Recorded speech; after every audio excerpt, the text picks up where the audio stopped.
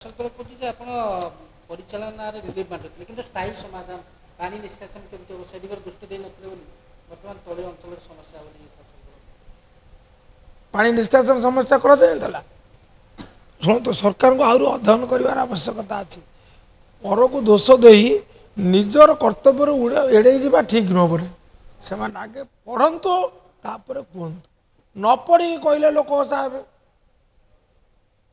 ପ୍ରତ୍ୟେକ କ୍ଷେତ୍ରରେ ଆପଣ ଦେଖନ୍ତୁ, ସ୍ଥାୟୀ ପ୍ରତିକାର ପାଇଁ ଗୋଟେ ବଡ଼ ଆବଶ୍ୟକ ହେଉଛି ଆଉ ଗୋଟିଏ ମହାନଦୀର ମାନେ ଆପଣ ତଳ ମୁଣ୍ଡରେ ଗୋଟିଏ ଡ୍ୟାମ୍। ସେଥିରେ ସମସ୍ୟାଟା କେତେ ସାଂଘାତିକ ବିରୋଧ, ବିସ୍ଥାପନ ବହୁତ ସମସ୍ୟା ସେଇଠି। ଏ ସମୟରେ ଜାନକୀ ଗୋଟେ ପ୍ରସ୍ତାବ ଦେଇଥିଲେ ସୁବଳୟାରେ ଗୋଟେ ମାନେ ଆମର କରିବା ପାଇଁ ମାନେ ଏଇ ଯେଉଁ ଷ୍ଟୋରେଜ ସିଷ୍ଟମ ବ୍ୟବସ୍ଥା କରିବା ପାଇଁ, କିନ୍ତୁ ତାକୁ ତ ଲୋକେ ବି ଆପତ୍ତି କଲେ। ତେଣୁ ସମସ୍ୟାଟା ବୁଝିବା ଦରକାର। ସ୍ଥାୟୀ ସମସ୍ୟା ସମାଧାନ ପାଇଁ ସମସ୍ତେ ସଚେତନ, କିନ୍ତୁ ଆଚ୍ଛା ଯଦି ସରକାର ନ କଲେ, ସରକାର ଭୁଲ କଲେ, ଆପଣ କଥା ଗ୍ରହଣ କରିବା।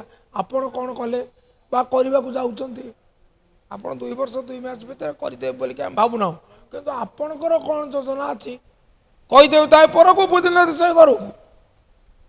ତେଣୁ ଗୋଟିଏ କଥା ଆମର ପରାମର୍ଶ, ଆଲୋ ସଖୀ ଆପଣା ଗୋଡ଼କୁ ଆପେ ଦେଖି।